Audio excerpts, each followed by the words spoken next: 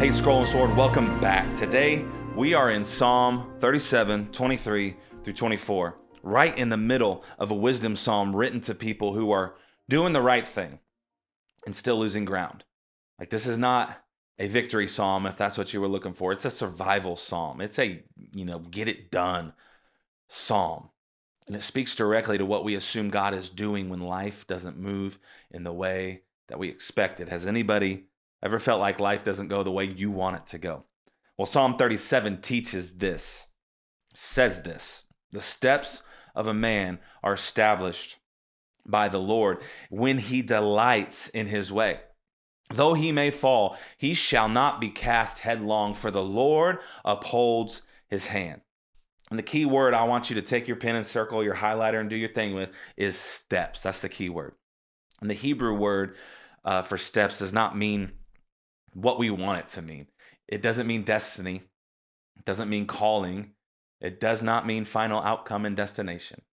It means daily movement, ordinary progress, the next step, not the end of the road. And that matters because this verse is often misread as a promise that God scripts the outcomes. But the text is doing something more grounded and far more intimate. God is not portrayed as fixing the finish line. He is portrayed as making daily movement reliable.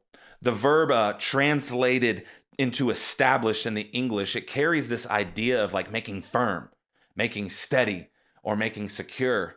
God doesn't promise that the path is smooth. He promises that the path is held.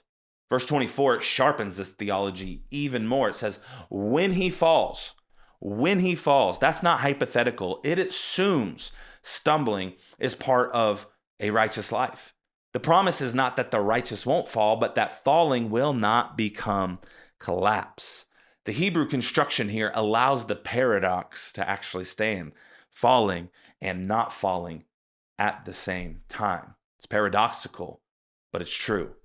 The reason is it's not moral strength. The reason is grit, for the Lord upholds his hand. This directly undercuts retribution theology. Suffering is not evidence of divine displeasure, and difficulty is not proof of misalignment with God's will. Like, a person can be ordered by God and still stumble badly. Can I get an amen from somebody in the back or on the couch, whatever? But think of a child like learning to walk while holding a parent's hand. Like, the child just is falling over him or herself, just constantly stumbling. But since they're holding the hand of the parents, they never fall. It's not because their legs are strong, but it's because the parent absorbs the instability. Hashtag the stumble is real. You know what I'm saying?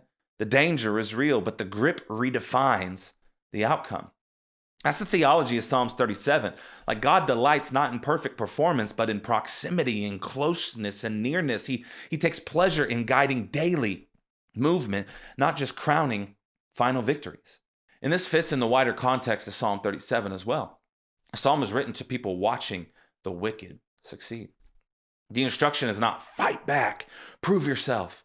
It's trust, wait, commit, keep walking. Because God promises presence. He does not promise speed. Stumbling does not disqualify you from being guided.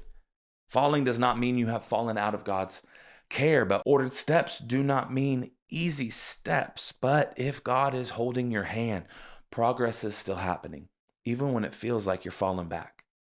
Many people assume that if God were truly leading them, life would feel cleaner and more efficient. But Psalm 37 corrects that assumption. Y'all know what assumption means. I don't have to spell that out. This is G-rated. But God's guidance often looks like steadiness. It doesn't always look like success on the surface. And you may be in a season right now where nothing feels impressive, but you're still walking.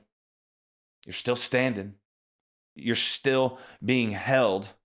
According to this psalm, that is not a failure of faith. That is actual evidence of it. And when you're tempted to interpret difficulty as abandonment, Psalm 37 says this instead: you may stumble, but you are not slipping away. The hand of God is still there, holding you tightly, holding you up. Love you guys. See you in the discussion room.